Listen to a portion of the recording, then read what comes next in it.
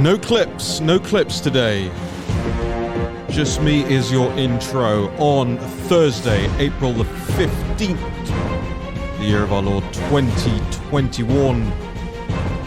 Broadcasting from it's not warm, it's not cold, it's 60-odd degrees here on Capitol Hill. And it's full of, well, you know what it's full of as usual, but it's full of activity as well. Lots going on. Packing of the Supreme Court, Jerry Nadler waddling around outside your capital. You know, you can't make it up. It's just been a few years since they've been pushing the hashtag We Need 9. You know, Trump's gonna pack the court. And now, what are we, 80-something days in, maybe 90 days in, to the Biden regime, the illegitimate Biden regime, I will have you remember.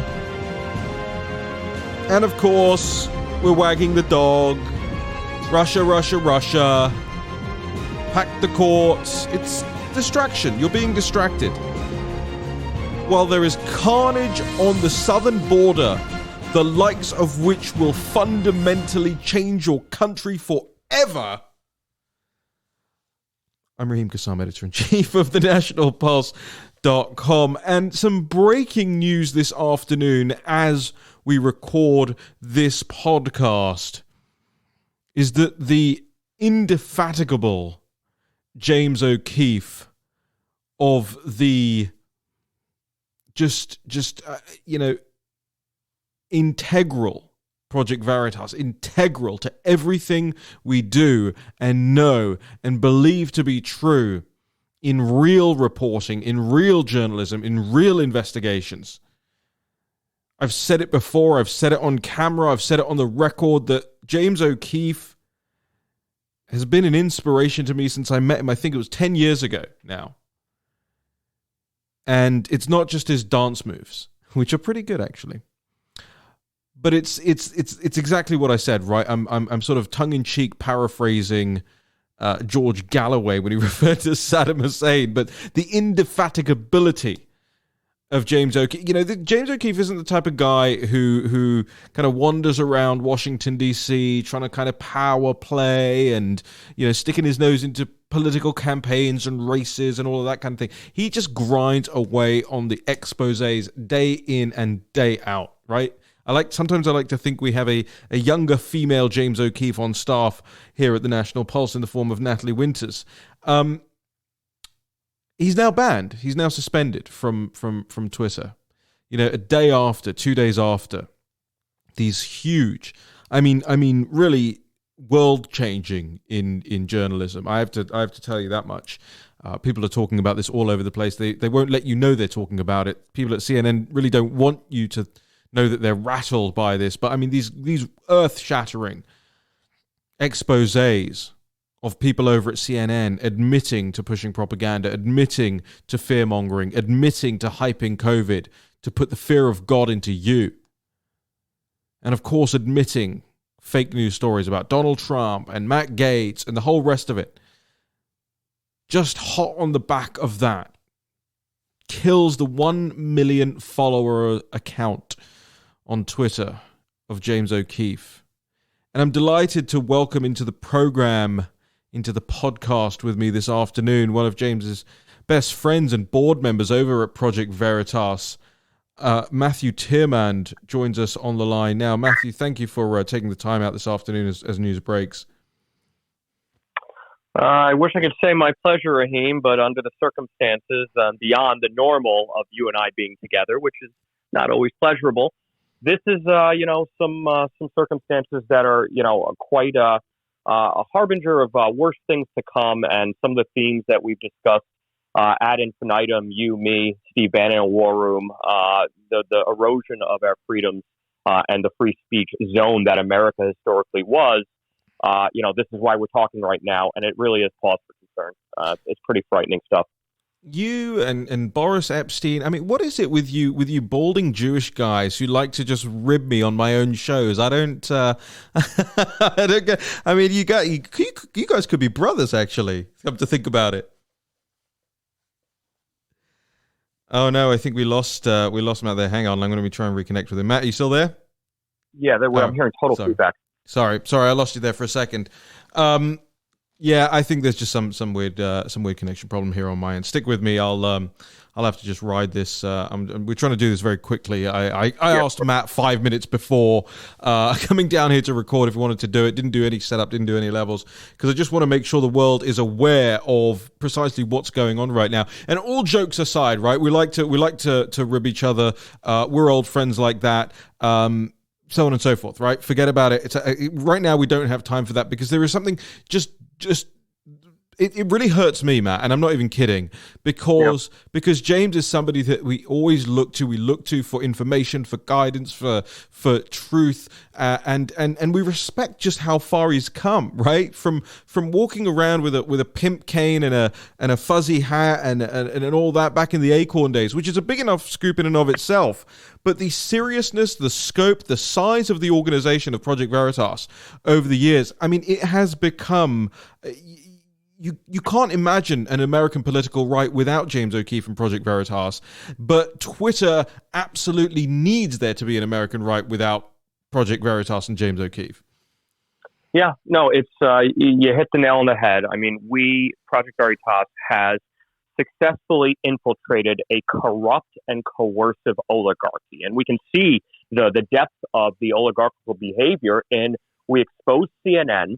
And then this is, for all of us, for your listeners, for people in our milieu and our mindset and zeitgeist, we know that CNN is a propaganda factory, but now we expose it from their own high-level people admitting it in private. And this is the power of what James has built, what he calls cinema verite.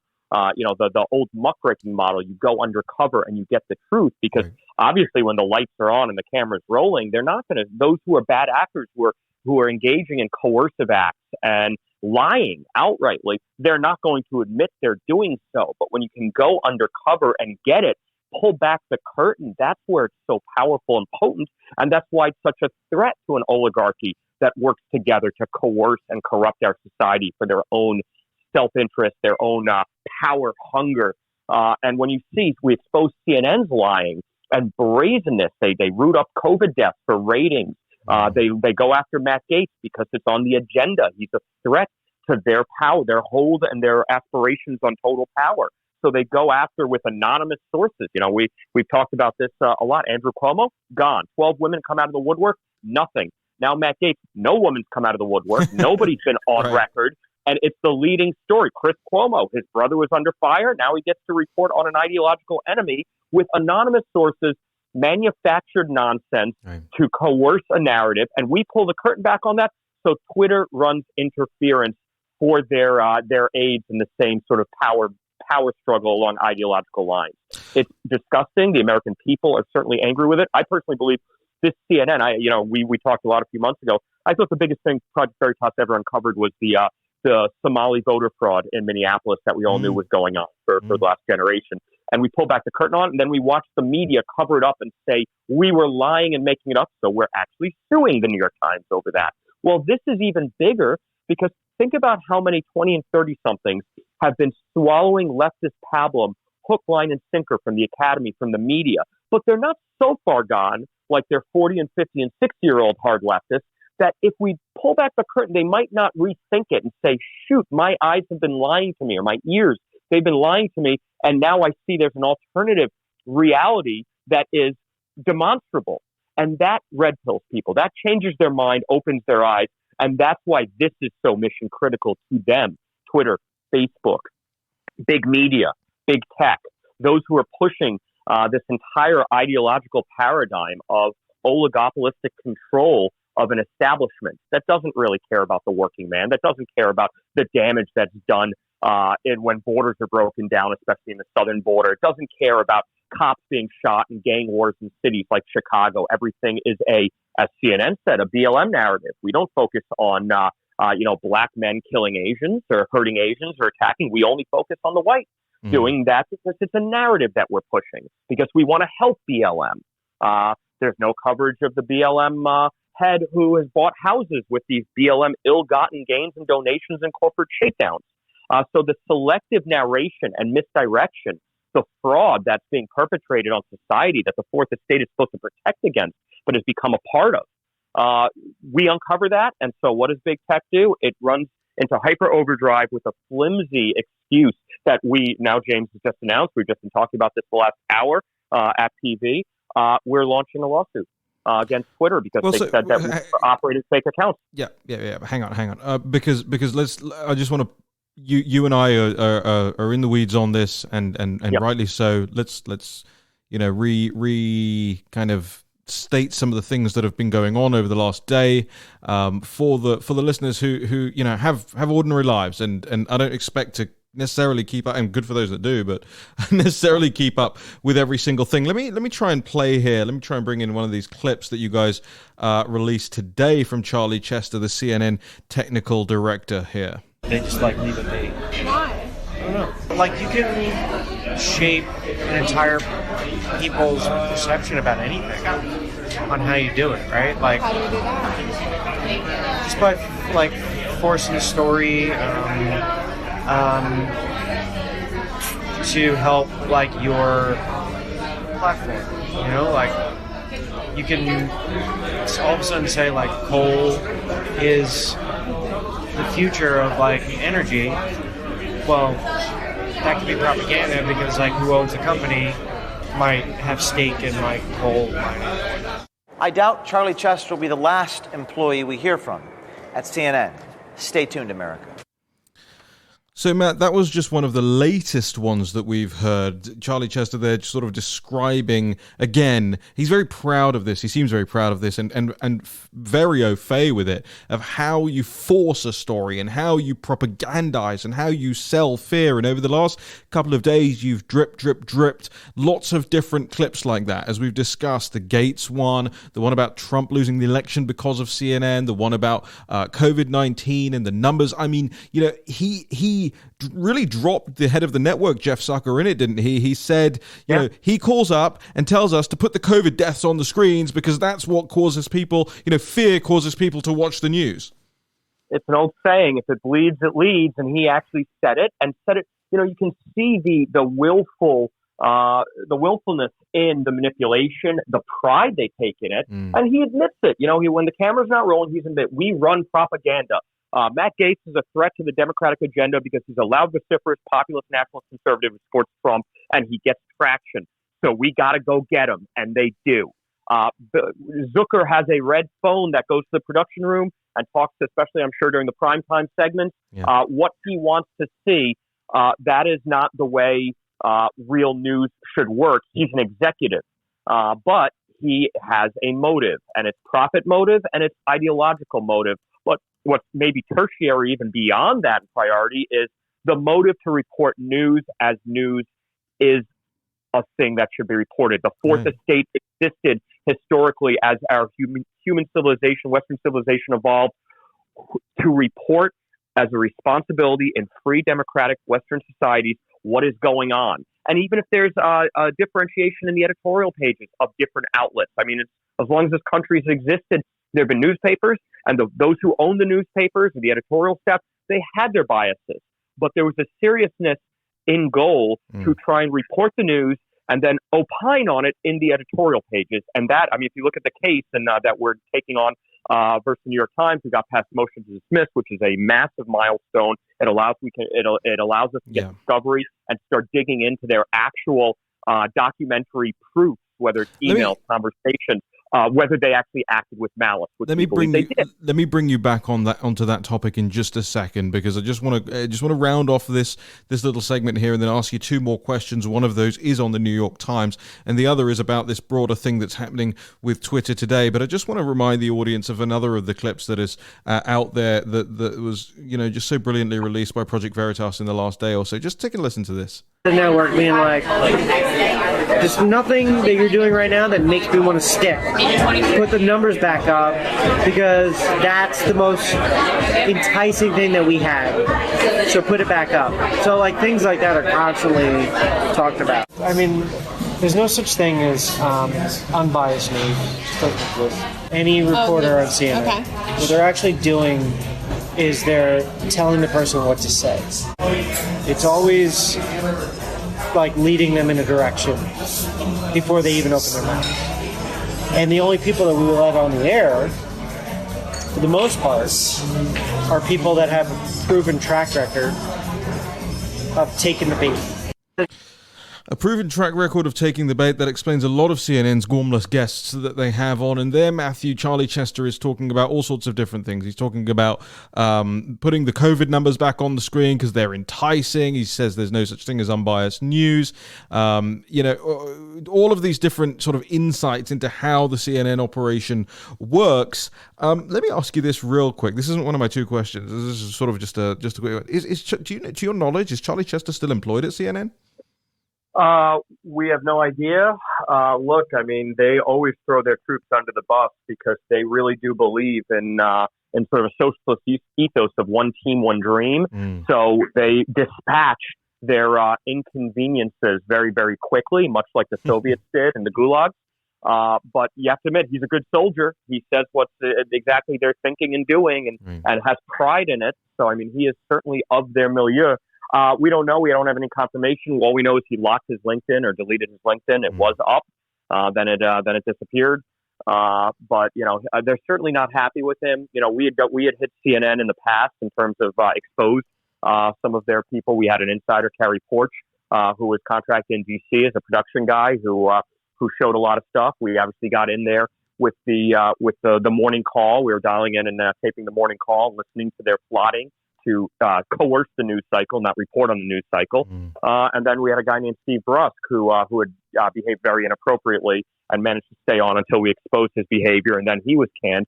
My guess is Chester will be thrown under the bus, much like the counsel for PBS was a few months ago, much like the head of NPR was a few years ago.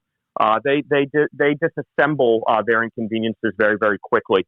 Because for them, it's one team, one dream in their desire for power and socialist utopia with them, or technocratic socialist utopia with them at the helm. Yeah. So I wouldn't be surprised if he'll be gone, but he was really a good soldier. He was doing exactly what they wanted, what they're all doing when he talks about bringing in the guests. We know that. It's really funny. Look at the right-wing guests that they brought on. Guys like Bill Kristol, guys like Eric Erickson, guys who are very willing to hew to their line. I mean, even somebody who I've respected the positions of in the past, Rick Santorum, has given so much way to CNN's line of questioning, especially as it regarded President Trump. I mean, it's just he confirms everything that we know, and like you say, I think you're right. There is a captive audience out there of people who are willing to listen to how the media is screwing them day in and day out. Hardcore listeners of this podcast and readers of thenationalpulse.com, I understand, are probably even further in the weeds than we are at some times, Matthew.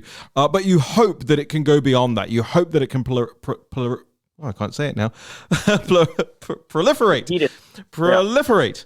Longer than that, further than that. And I think you guys were doing just such an amazing job at making that happen. I mean, you're trending every single day. There's something trending from Project Veritas. Millions upon millions of views on your things. So let me ask you, and let me put to you the specific allegation that Twitter makes of you, of your founder, of James O'Keefe, of the organization Project Veritas. This is the reason they say that you have been removed from the platform. It is that you have been breached the rules in terms of spam policy. You have operated fake accounts. So let me ask you this up front. Has James O'Keefe or Project Veritas used spam bots or fake accounts to make those trends happen? No. Assuredly not. We're real journalists, and we are transparent in what we report. We want to get things trending organically based on merit.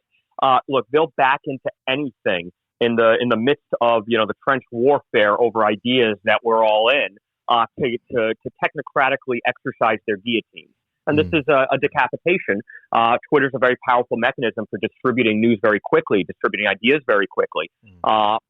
And we never do something like they're accusing us of, and that's why James is launching suit against them, because that's a defamatory statement. It is a knowingly false statement. Now, what they probably... hang on, just to be very clear, James is going to be suing Twitter now because they have made a false claim. I mean, that is a very... I mean, they've effectively accused him of fraud.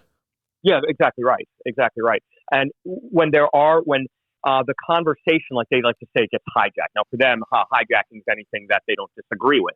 But when something goes viral, I think they're going to say their suggestion is going to be, well, there are all these accounts pushing the hashtag. Well, Twitter's the one that came up with the hashtag as a part of the modern lexicon of social media communication. Yeah. And so when we create a hashtag, that was what Twitter was designed for. Remember the infancy of Twitter? It was hashtag. I didn't know what a hashtag was. I thought it was a number sign you pushed on a dial one to get the customer service. Push the number sign. You're showing your age. I certainly. Well, yeah, I'm old enough to remember New York when it was back to what it's become now.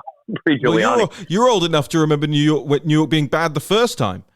Exactly. Yeah, I grew up. It was a real S-hole country, to quote our former president. So let me just be because I know I told you 10 minutes. It's been 20. You've been very kind with your time. Project Veritas statement. Okay, I'm just going to read this out for the audience so they know. It says statement: I am suing Twitter for defamation because they said I, James O'Keefe, operated fake accounts. This is false. This is defamatory, and they will pay. Section 230 may have protected them before, but it will not protect them from me. The complaint will be filed Monday. Matt, a lot of people will be skeptical of that, given the fact that it's been so hard to sue social media organizations in the past, but this one, it does seem, is more clear cut. They have made an allegation of fraudulent behavior of a very public figure. Yeah, 100%. One of the funny things about the Project Veritas and James O'Keefe relationship with Twitter is that he is the largest followed journalist by any standard. Journalism is on a strict definition. It's like, the old philosophical debate, what is art? I know it when I see it. I know what it's not. Well, journalism is just reporting. And now with technology, we can all be citizen journalists. You and I have had these discussions many times. We create journalists just by virtue of finding smart people who are curious about the world around them and are willing to report it. Well, James institutionalized what he does. His form of muckraking meets technological journalism with videos and audio and cameras and getting the cinema verite. But he is the largest followed journalist by any definitional standard that's never been blue checkmarked. And the entire blue checkmarking process was initially, it existed for celebrities on a secondary level. There's not that many of them, but for journalists. Right. So that you could add a level of credibility when somebody was a journalist, had copy that was written in an outlet and was either vocational or something that they did at a decent level, at a credible level. And he's never been blue checkmarked out of pure spite. Because they don't like him, they don't like us, they don't like what we do, they don't like where we stand. If we did this from a leftist perspective, by the way, they're so quick to say that our form of journalism, the cinema verite, which is exactly what the muckrakers did in the post-industrial age when there was excesses, where capital abused labor. It's exactly what the Chicago Sun-Times did in the 70s, where they created a fake bar to get cops and judges and private interests exchanging bribes. It's exactly what Günter Wallraff did in Germany. In the 70s. He went undercover and exposed things. But when they do it, it's fine. I remember the New York Times did an undercover sting on far-right activists. A guy pretended to be a far-right guy and got all the audio of some seriously far-right bad dudes. That was worthy of a Pulitzer. But when we expose those entities who are at the highest rungs of commercial and engaged society, who have a serious responsibility. They've got tens of thousands of employees. They impact hundreds of thousands, millions of people, big tech, big media. And we expose it, and this is exactly what journalism grew to do for the last 100 years, was go after the sacred cows. Well, post the 60s, the counterculturals took over all these institutions, so the sacred cows were just anyone they disagreed with. But when we go after these paragons of large role playing in society, then we're the enemy, and we have to be silent. So, and you know what? We're at a scale where it's a lot tougher for them to silence us. We have the resources. We can go to court. We still have, God willing, still the Constitution to protect us, and we've come across judges who do believe in the Constitution, like this one in Westchester, who dismissed the motion to dismiss. overruled it. So just before we get to the New York Times, okay, and I am really interested in this, not least because I actually don't know what's going on with you guys in the New York Times in great detail. I've sort of seen your press releases here and there. I can't know everything. Let me ask you just this one question about something else that was going on in the background of all of this, and that is somebody called Jesse Hicks. What has been going on with this? I mean, I'm assuming Jesse Hicks is a pretty left-wing person. Who is Jesse Hicks, and what relevance does this have to what Project Veritas has been up to lately? He describes himself as a writer and editor, seen in the New Republic and Politico and Vice and other, quote-unquote journalism outlets. But as we know, and as we continue to prove, they're propagandist outlets. He impersonated one of our former employees and sent out emails to current employees to try and extract information. It was basically... You're certain of that? I mean, you're making an allegation yourself now. You're coming on this podcast, very public thing to do. Thousands upon thousands upon thousands of listeners to this. You are making the allegation that Jesse Hicks impersonated one of your employees. I will quote what James tweeted right before he was suspended. And by the way, dozens and dozens and dozens of listeners. I get it. Only if you press play dozens of times, Matt. Yeah. To listen to yourself back, which we know that you're not above, by the way. Are you? Are any of us? We can admit it. Unlike Brian Stelter and Chris Cuomo, we can admit our humanity and our fallibility. That is true. Jesse Hicks, we know you impersonated Megan in our comms department to extract info because the phone numbers matched your actual phone number. Wow. This is unlawful and arguably racketeering. Lawyer up. Wow. You denied impersonating our employees. Now we have proof in court. And we've been dealing with this for some time. We get attacked all the time in all sorts of different ways, obviously front and center with lies, but behind the scenes as well by some of these hard left activists, Antifa types. You and I have talked about recently fired, Nazi progeny, Luke O'Brien from Huffington Post, who... that's really interesting that you bring that person up, because I've noticed, and this is something for the audience to look into as much as it is something that we've been looking into and that we're going to continue to look into, Matt. But that is this preponderance of, I suppose it's called Rose Twitter, right? And you have all of these, quote unquote reporters, but in fact, all they are very, very far left. I mean, way, way, way to the left of CNN, way, way, way to the left of Jim Acosta. They are activists. They are, shoulder to shoulder with Antifa. Let me just finish this one thought.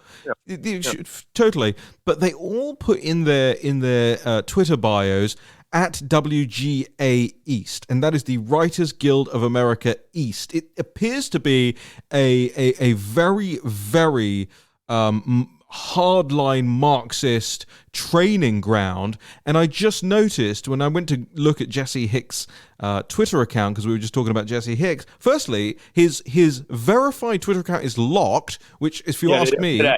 Yeah, he's locked it, right? So if you ask me, I mean, talk about a signal of guilt. But anyway, if you lock your Twitter account, I think you should lose your verification thing, right? Because that just shouldn't be a thing. But of course, when you click through, you see he's got this thing in his thing that says GMG Union. So I went and looked at what GMG Union is. This is the Gizmodo Media Group Union, and the first thing that's in their bio is members of WGA East. Same as Luke O'Brien, same as all these other guys, Matt. Yeah. Yeah, well, I mean, a lot of the Rose stuff relates to Rose City, Antifa, which is now the intellectual capital of America, Antifa. It's Portland, Oregon, which is the Rose City. And, when we talk about how far left these people are, these are people who cheer on the firebombing of the federal courthouse in Portland. Wow. I mean, these are cartoon character leftist radicals, 1960 SDS Weather Underground style. Yeah. They believe, workers of the world unite Marx style, and, let's get head on pikes, let's do French Revolution guillotines. These people are really, between the education system and their already chemical imbalances, it was like a horrible brew, a horrible mix, and we end up with these people, and they have Twitter accounts never ever getting banned, no matter how many calls to violence they lead, including against people like you and me and James. Oh, sure. Luke O'Brien writes hit pieces about us until he was recently canned. And he's one of the most vociferous anti-Nazis, all the right-winger Nazi fascists. Right. Turns out his family is, worked with the Hitler war machine. made their family fortune, and we've well, that's that's all a topic for another time, because I think there is something very fascinating in there. Actually, a lot of these people who are descended from tyrants, oppressors, anti-Semites, and so on and so forth, are kind of sort of maybe attempting to overcompensate, I don't know what is going on there, but it's a really fascinating thing that you raise. We'll have to get into it another time. I really want to bring you back now to the New York Times stuff. What is, bring us right to the beginning of that. What did the New York Times ever do to you? So the New York Times has obviously smeared us many, many different times in different ways, but they really went into overdrive and cartoonishness of the way that they were doing exactly what we're discussing here, acting like protective, leftist activist partisans, not journalists at all, not only not reporting facts, but burying inconvenient facts, playing up non-inconvenient facts, and making up other facts. After the Minnesota expose we did, and the Somali voter fraud, in the Somali community, all the voter fraud, the paper ballots, the ballot harvesting, where we had an actual ballot harvester on tape admitting, and not just tape that we took from his own social media that we captured before he realized we were investigating him, where he shows ballots all over his car. We show video of cash exchanging hands for ballots, and then they come back later and say, no, that was for a charity drive for a sick kid in Somalia, though we see a ballot exchanging hands and cash exchanging hands. So don't believe your lying eyes. So Facebook and USA Today partnered together on their disinformation project, which is obviously nonsense. They run interference, and they run out all these narratives that are trying to refute what your eyes are telling you. And then the New York Times gets involved, and they run out a whole bunch of this. Maggie Astor, quote unquote, he's a journalist in quotes, runs out that this was a coordinated disinformation campaign to undermine the groundbreaking New York Times work in reporting on Trump's taxes, which, much like it was 3 or 4 years ago during the campaign in 2016, it was a nothing burger. There was nothing there. And you could see by the timeline that for her to say we were a coordinated disinformation campaign, the timeline that we were engaging in our journalism versus when she pushed end so quickly, or pushed send, pushed upload, it looks like she was involved in a coordinated disinformation campaign. And they trotted out some nonsense group called the Stanford Internet Observatory Project, which has no real affiliation. No. Matt, I don't know if you've seen our reporting on those people yet. I mean, these are all Chinese Communist Party linked operations and organizations. I mean, that is. Here's how you know it's true. We have published that story. It went super viral. Millions of people saw it, and we didn't hear a peep from their legal team. And that's what happens. Look, it's frequently we say, and it's not just with the left, with the right too. We some of the establishment hacks of the right, they attack us because they don't like that we're fighting for a populist, nationalist, conservative America and Western civilization. And they throw some nonsense at us. We refute it, and they go silent. Is that actually true? Establishment people on the right are I mean, I take attacks from establishment people on the right all the time, but I thought Project Veritas was pretty.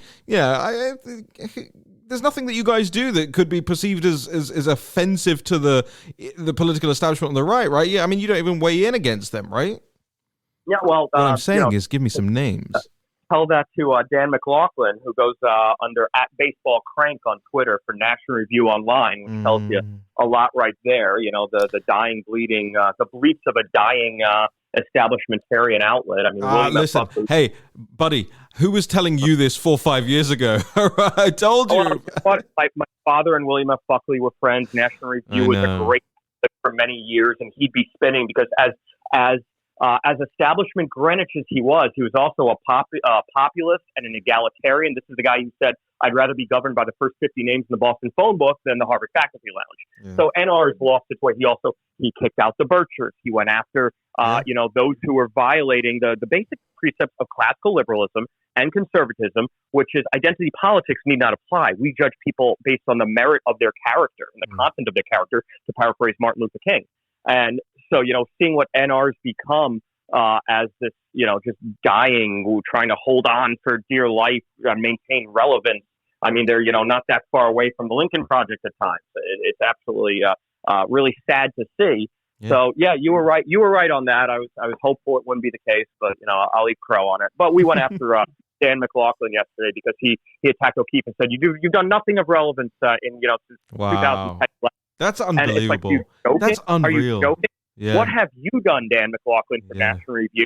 Meanwhile, James throws out the same thing. He throws out regularly at this point, which is when they try and smear us as editing, trying to create false context through editing or disinformation or misdirection.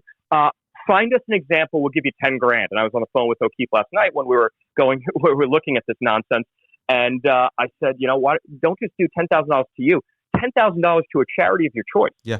And then, today, if we weren't so busy, I'd say, hit him back and say, what? You don't like children? You don't like military vets? If you have something, don't you want to get $10,000 for a charity? Yeah. And then let's get him to retract.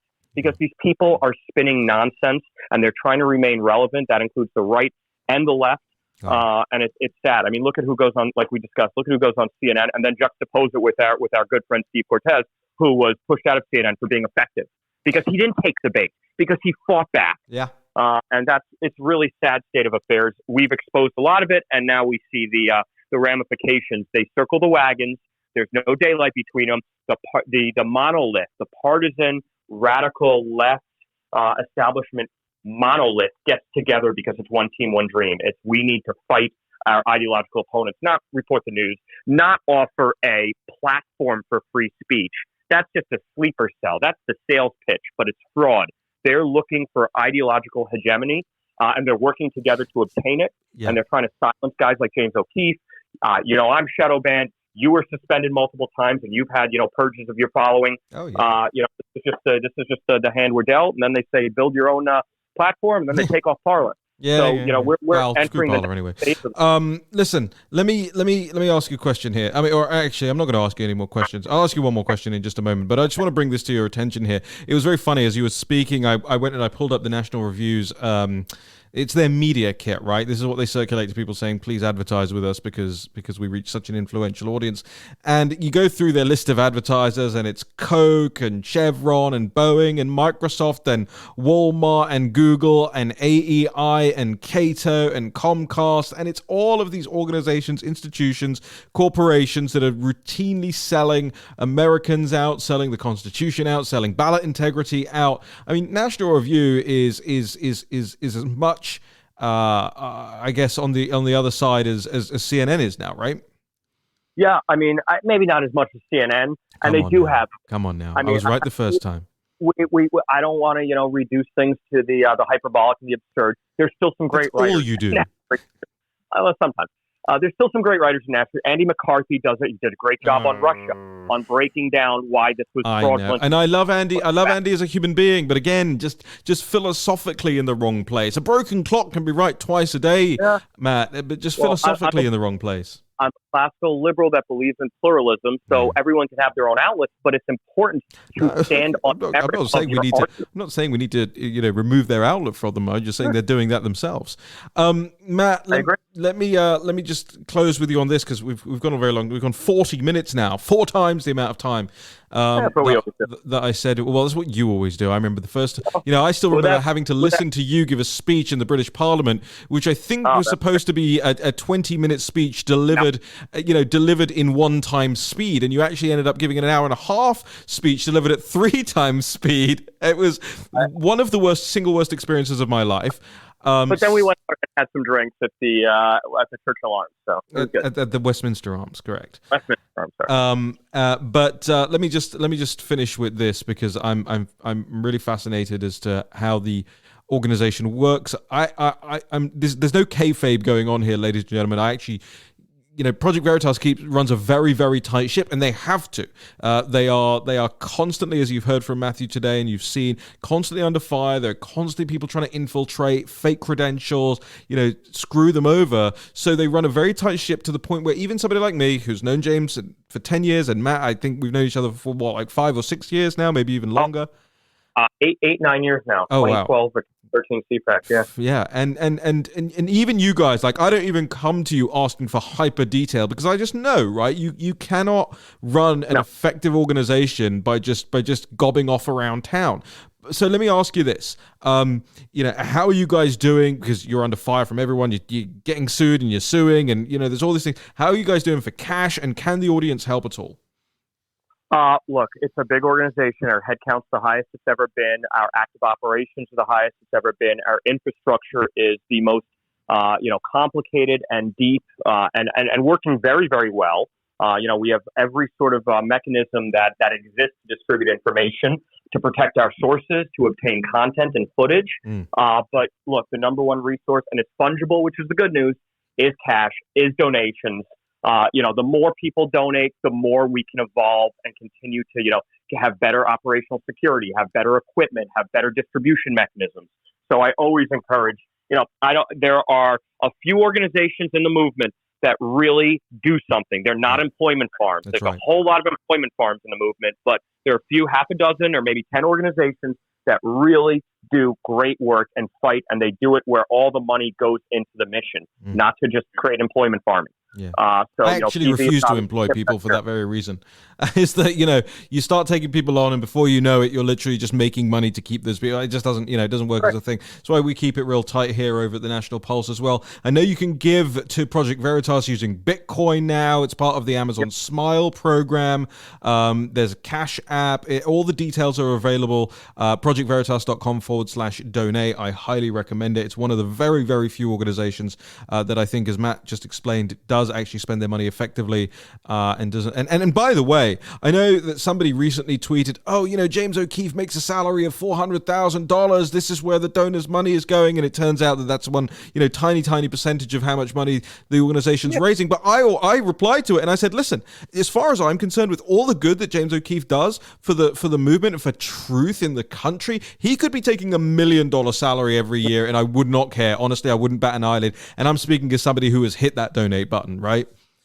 Yeah, and James, he works literally 100 plus 120, sometimes a full 168 hours a week. He is nonstop.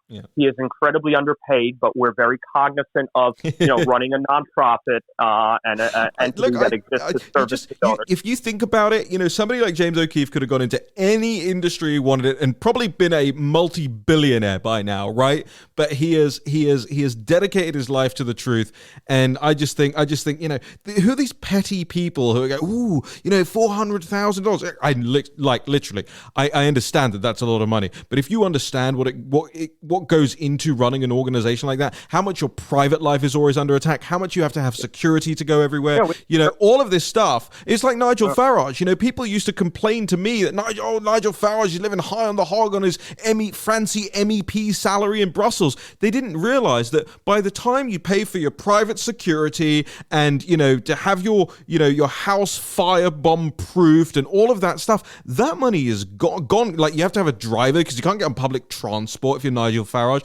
All of these different things, and that money's gone. And it really got to me. It really upset me when people used to say things like that, because honestly, he was living for a while. I'm sure he wouldn't like me even saying this, but he was living hand to mouth for a while, right? And it's such an awful thing that we expect of our the real leaders out there to have to do.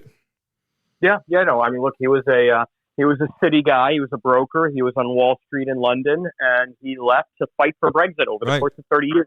Public service. Yeah. Right. I think he's the first one who would say that, the European Parliament, well, he was the first one to say the European Parliament needs to go. It's bloated. Right. It's, they're overpaid. We all remember in the mid-2000s, the video exposés of all the MEPs shuffling to Brussels to get their checks and leaving and their per diems.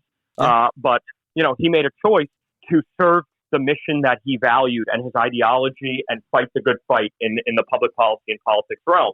And that's, James as well. I mean, he works on this is what I'm saying. And the reason I'm even talking about this is sometimes I think people don't, necessarily even realize somebody like Jim Acosta, for instance, right? He doesn't need any of that. He swans around Washington, D.C. People lay down on the street before him to act as a red carpet everywhere he goes, and he pulls down $1 million a year, right? Easy. Book deals and all of that aside. And then the left has the audacity, has the disgusting temerity to accuse people like James O'Keefe, and I don't know this for a fact, fact, Matthew, but I imagine the case is that, the guy spends probably so much money, on security and things like that, that there's no lavish part. He's not wearing Armani suits, right? And again, that really, really upsets me when people do that, because it costs an arm and a leg to move around a hostile city like Washington, D.C., making sure that you're not punched in the face on every street corner by some Antifa loony. And again, I'll say it again, and I'm going to do it myself as well. Everybody needs to donate to Project Veritas's cause, because they put money into, you got to recruit firstly, there's going to be a whole recruitment pool of people who are going to come in and be undercover people. Like Matt, we didn't even talk about, for instance, this young lady who stung, Charlie Chester over at CNN. I think she went on 5 dates with him via the Tinder app. That's how dedicated these people are. That takes like a year to train somebody to do that and to make sure that they're, that everything's right. And then of course you've got the equipment and the legal fees and the processing and all of that. And I just think, I look at everything that you guys are doing, and honestly, if I didn't have a wedding coming up, Matt, I would empty my checkbook to you guys. Well, much appreciated. Congratulations on the pending nuptials. No one's as shocked as I am about that. Is that envy I hear?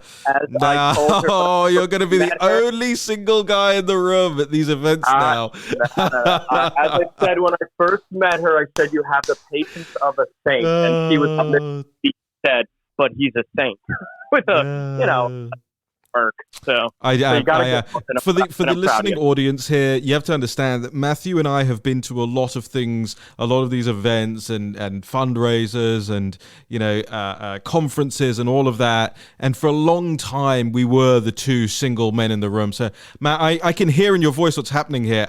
Look, it's like Wedding Crashers, right? We were the Wedding Crashers, and the old team is now on the scrap heap. I'm sorry about it. I'm sorry. Okay. Well, we know that once you get married, you get American citizenship. Finally. Oh, no. Hang on. No? Listen. That all remains to be seen, right? Like, who's offering me the better deal is what I'm asking. I'm the asset here. I was excited to start calling you Anchor Baby, but no, we're all. It makes a change from just baby, I suppose. Yeah. Well, you've grown up. You're quite a mensch. We're all proud of you, Raheem. So. The pride goes both ways. I thank you for your time. I thank you for your work. Thank you for joining us here today, Matthew Tyrmand. Certainly. Talk soon.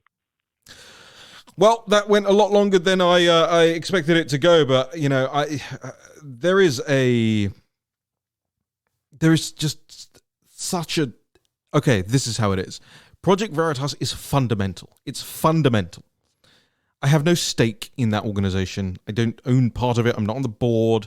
I am a total neutral observer when it comes to Project Veritas, right? Except for the fact that I'm a stakeholder in the stories that they put out, because I think we all are, right? And I want everybody to feel the level of owing to them as I feel.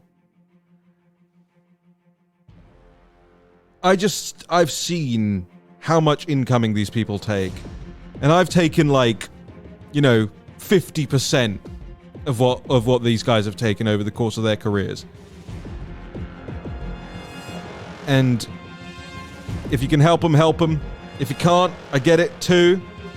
But make sure that you are helping their stories proliferate. See, I got it out that time. Sharing them, all the social media platforms, emails, talk to your friends and families about the things that these guys are putting out. And keep you up to date as much as possible on what's going on with that Twitter suspension. Who knows, by the time this podcast goes up, maybe he's back online, right? They did that to Marjorie Taylor Greene. Suspended, back on. Suspended, back on. This is like, we've got these toddlers running our lives, our free speech, our communications infrastructure, the globe. And it's toddlers, angry toddlers with little roses in their Twitter bios. Talk about WGA East in the future at some point. In the meantime, got a lot of stories up at thenationalpulse.com. Please go ahead and share them across all of your platforms. We rely on you. And frankly, I want to take National Review down. Make the new National Review the National Pulse. Oh, if we overtake them in traffic, I'll be so happy. All right, I'll see you again very soon. Thank you for tuning in, and share and review and like this podcast. Thank you. See you soon.